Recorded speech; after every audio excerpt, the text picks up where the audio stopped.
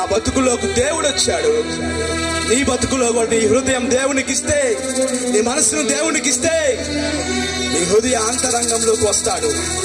నేను సరిచేసేవాడు. దావీదు కుమారుడా కరుణించని గుడ్డివాడి కేకవేయగా ఆ గుడ్డివాడి విశ్వాసాన్ని బట్టి దేవుడు కరుణించాడు. హిజ్కియా రాజు ఆయుష్కాలం 15 సంవత్సరాలు పొడిగించమని ప్రభువును అడగాగా ప్రభువు 15 సంవత్సరాలు పొడిగించాడు.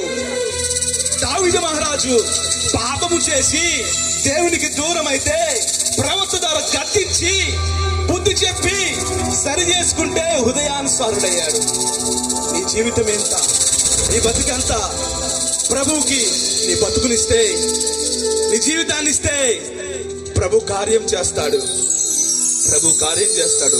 మోకరించండి, ప్రార్థన చేసుకుందాం. దైవ సేవకులకు సమయం ఇద్దాం.